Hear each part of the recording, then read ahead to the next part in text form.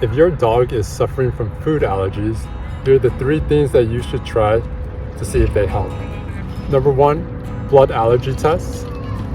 The second one, intradermal skin allergy tests.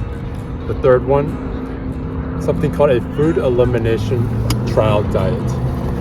So first off, how do you know if your dog has food allergies? So typically they will present with like digestive issues, digestive upset, skin irritation, ear infections. So that's how it started for him. He started getting chronic ear infections. At first I thought it was just some water had gone in his ear from a bath, but then he started getting reoccurring ear infections every month. Sometimes it would switch ears. So went to the vet. That's how I learned he had the food allergies, that these were the result of food allergies.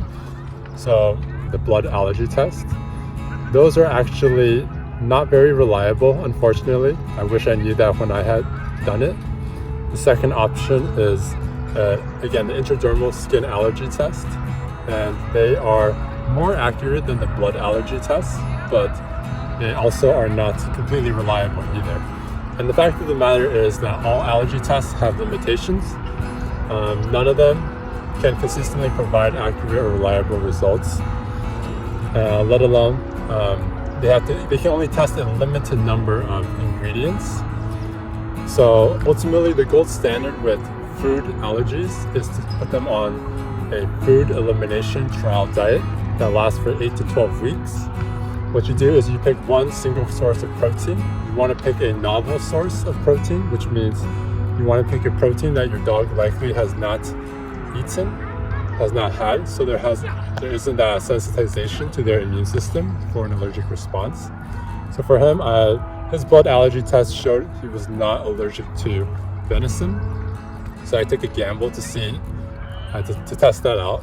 So I ended up going with this product online. It's called Raw Wild. It's pretty much organic venison elk meat. And what they do is they hunt in the Rockies. They kill the elk and then they process it and they send it over via UPS. So I put them on that venison elk meat, and usually with this elimination trial diet, you can pick one source of carbohydrate to give him in these 8 to 12 weeks. So I gave him bananas as treats, and I gave him his venison elk meat as his main source of food for 8 to 12 weeks. Then you monitor if there are changes in his allergic response. Has he gotten better? Has he gotten worse? Or have things not changed? So for him, there were no issues. That's how I knew after the 12 weeks that he is not allergic to venison. You're also not as likely to be allergic to carbohydrates or fats. When it comes to allergies, it's more common that you'll be allergic to proteins. So again, your meats. So after your 8 to 12 week period, then you can add on one new ingredient one at a time for a couple months to test it and see if there's an allergic response.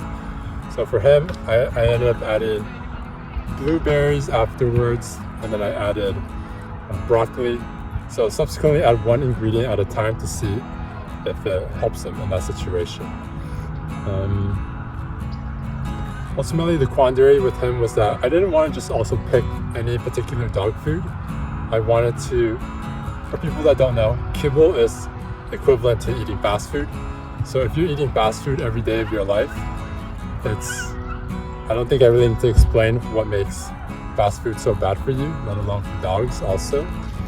So ultimately, I didn't want to just put him on any particular dog food. And most dog foods have multiple ingredients, many ingredients in them, which makes it more challenging with allergy issues. So that's why I really like Raw Wild. I'm not sponsored or affiliated by them, but it's one single protein, one single ingredient. This way it's really good to test for dog allergies, and it's organic since they pretty much, it's not processed at all. It's from real elk meat, from real elk in the Rockies, Colorado Rockies. So ultimately that's how I was able to solve his food allergies. I spent a lot of money on blood tests, other vet appointments, but in fact you really could just go straight to this third option And again, as a disclaimer, I will say you should always still consult your vet. But these are the things that I wish my vet had taught me that I didn't know. I had to do my own research to figure it out. So that's the summary of it. Otherwise, thank you for watching, and I hope to see you in the next video.